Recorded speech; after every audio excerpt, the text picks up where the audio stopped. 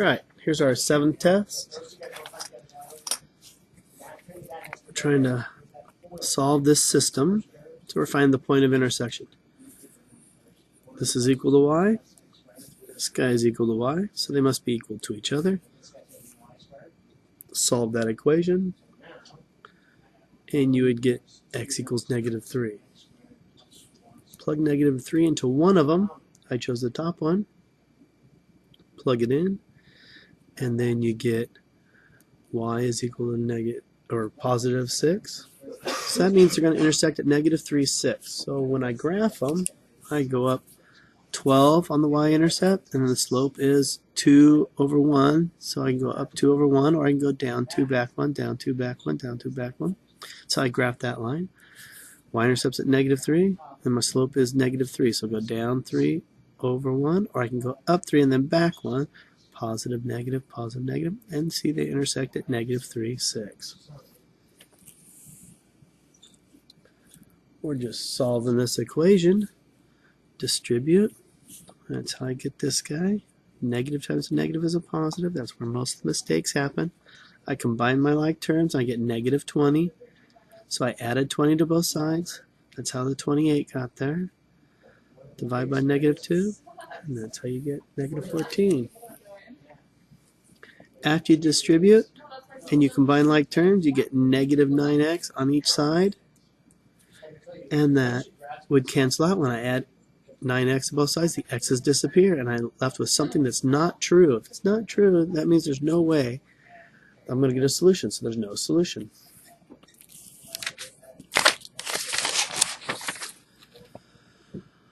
Rewrite it in y form, so I just want to get it equal to y, so I combine like terms, and I subtracted 3x from both sides.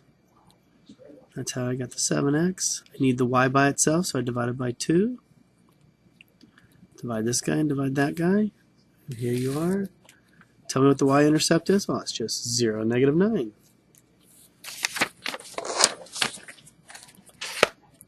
Which of these points are on the line? And show how you know. So here's an x, and there's a y. Substitute 0 in for the x, 3 in for the y.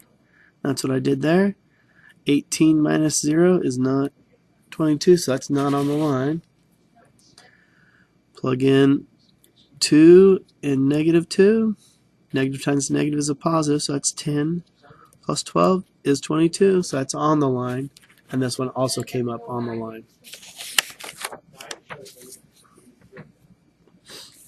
All I'm doing is multiplying this out. Some people are just foiling it. If you're using the generic rectangle, this is what it looks like. It means the same thing as FOIL. So I have 3x times 3x is 9x squared. 3x times 2 is 6x, and 6x and 4. Combine the like terms, and that's how you get this guy. Watch out the negatives. That's where most people make their mistakes. The -3 times the 5 is the -15x. This 2x times that 1 is that 2x, and these multiply together here, and these multiply together be there. Combine the like terms, and there it is. I'm just rewriting this guy. Most people did very well on this one. If you made a mistake, you probably didn't look at the negative.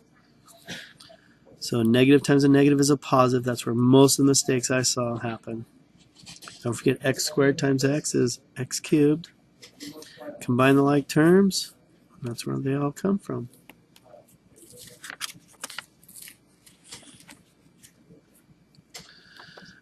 Cross multiplied, 9 times x is 18, or 9x, and 9 times -9 is -81. 18 times x, 18 times 3. Subtract 9x from both sides, subtract 54 from each side. Most people just lost their negative. That's where most of the mistakes happened. And I think most people got this one right. It's just the same type of problem, a little more complicated because it has the negatives in there. Just make sure you distribute the negative. -2 times 8, or -2 times 4x is -8x. -2 times -1 is a positive 2. -12 came from -6 times 2x. -6 times -5 is positive 30. And then just solve it.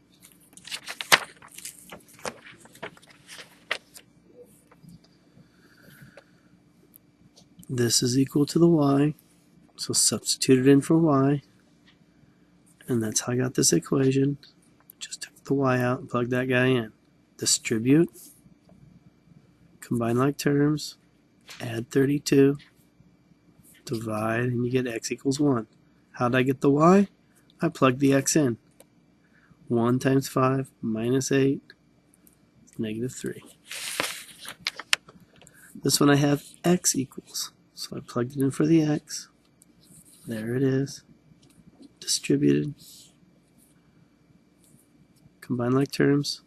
Minus 39 from each side. That's how I got my y. And then plug my y in. Doesn't matter which one you plug it in. This one's easier. Plug it in. So that's 12 minus 13 is negative 1.